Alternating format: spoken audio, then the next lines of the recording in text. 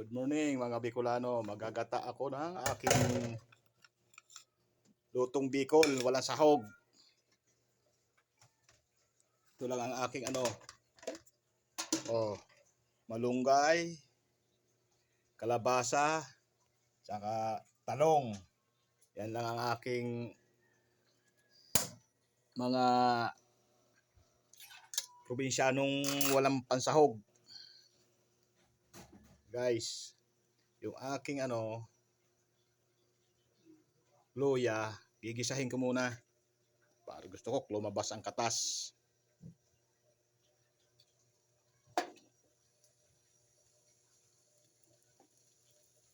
Ginisa ko sa konting mantika.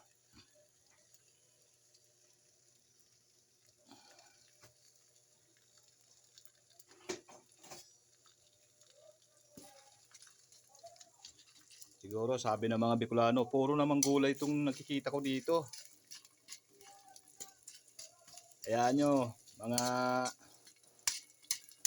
vlogger na Bicolano, pag ako magka-budget, gagawa tayo ng lutong internasyonal.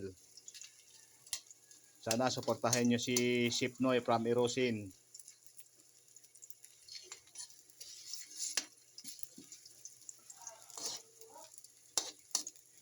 Sana kung sino man ang makapanood ang aking video, sana matulungan nyo ako. Tabang-tabi sa mga maliliit pa na nag-uumpisa mag-vlog.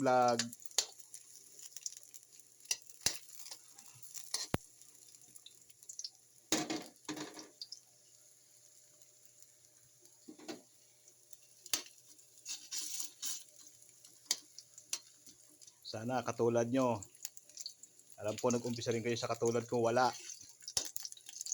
Malay mo dumating ang araw, isa rin ako sa mga kasama nyo, magkikita-kita tayo. Sana po dumating yan. Ito na lang po ang aking pinagkakalibangan. Linuluto naming ulam, binablog ko.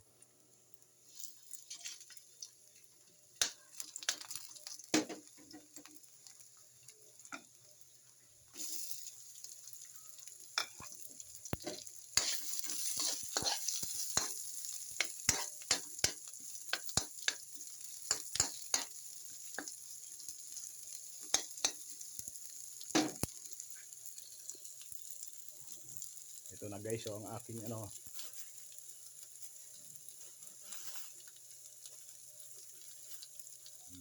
gulay.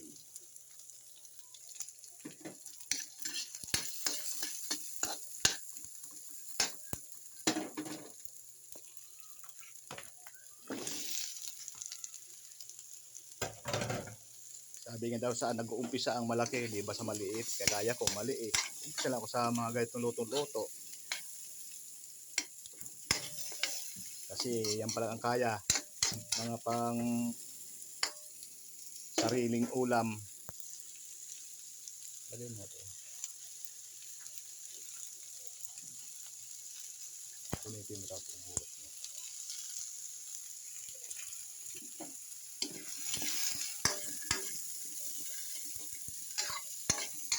Sana tulungan yung umangat si Chef Noy sa aking pagbablog.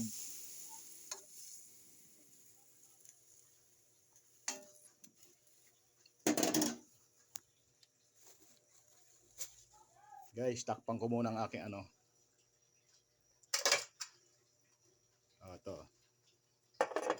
Pakuluin ko muna.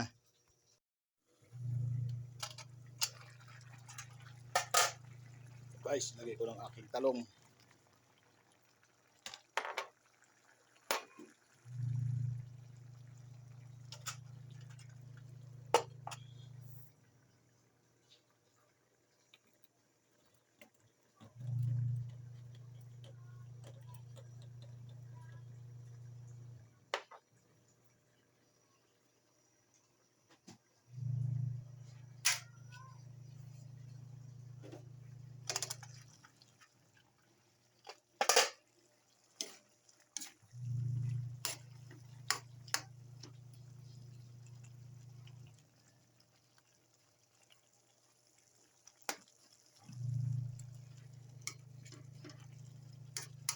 Di ba sa Bicol pag wala naman pansahog eh okay lang talaga mga gulay.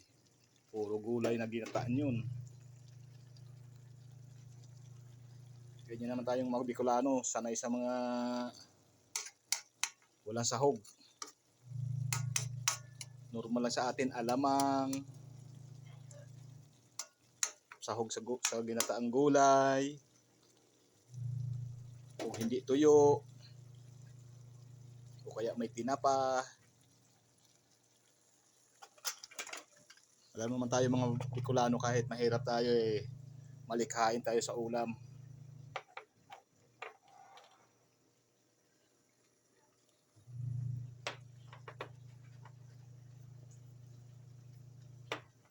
Budburan ko na ng aking pampasarap. Ito, paminta o paminta. Pampasarap sa ating ninuluto.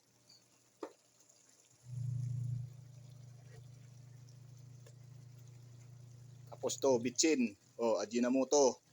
Bitchin.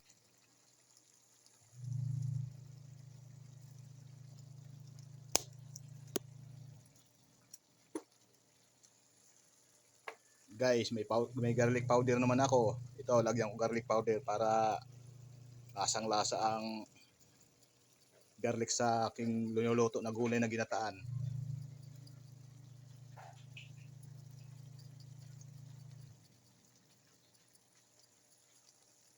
Mahina ang labas.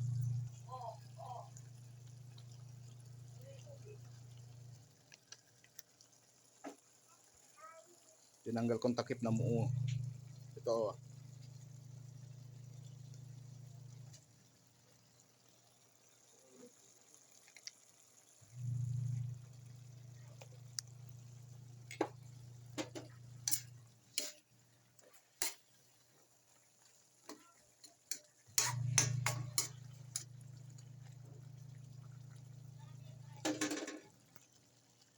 Tapos itong aking malunggay na guys.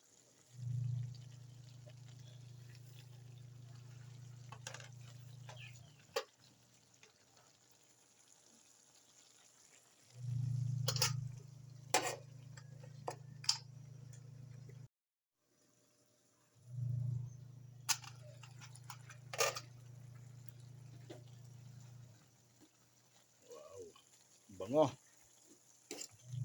Mga paborito ng Bicolano. Kahit walang sahog.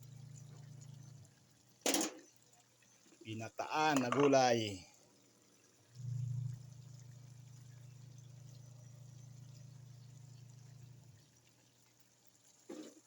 Wow guys.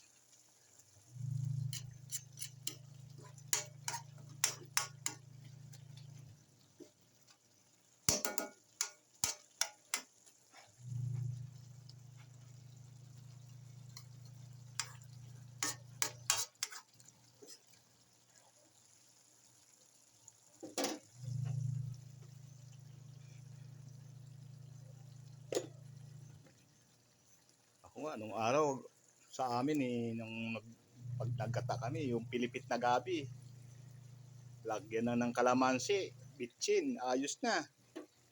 Ulam na namin nung araw yan.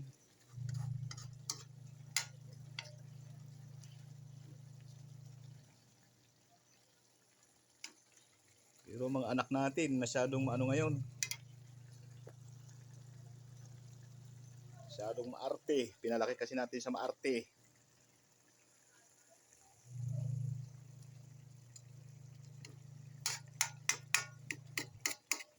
Buti nga, mga anak ko ngayon, kakain-kainan ng gulay eh. Dati hindi.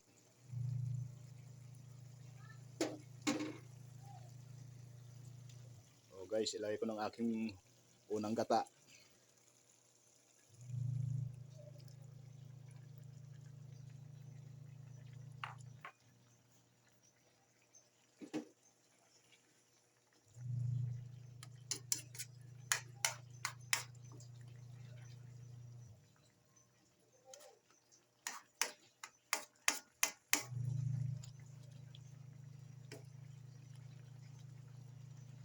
Tikman ko nga kung matabang.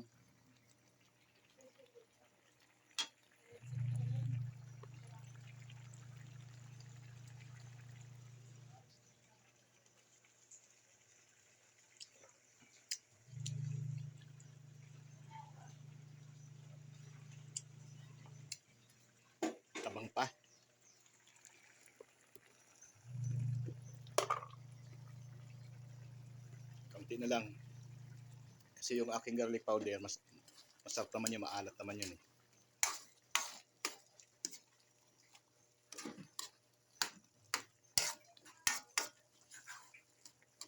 Wow. Sino bang mapasabi na kahit walang sahog eh, sarap pala.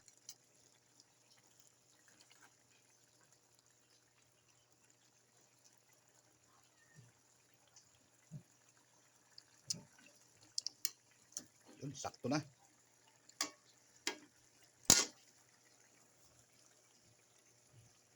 Sana guys, tulungan nyo ang aking video ni Sipnoy from Erosin. Kung sino man yung mga makapanood dito, kahit hindi Bicolano, Bisaya ka man o ano, yan po ang hinihingi ko ng tulong po nyo guys.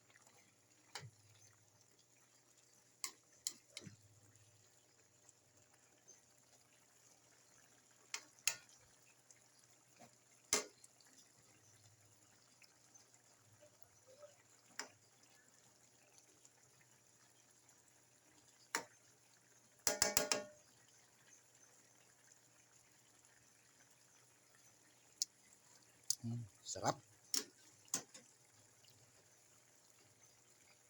Nakakagutom.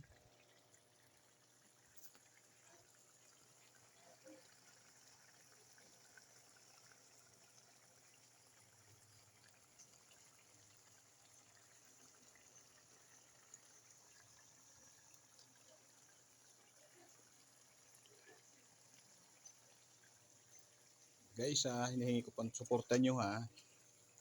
Tulungan tabang tabi sa ano ni Sipnoy video. Alam ko marami rin kayong tinulungan na nag-uumpisa sa bago.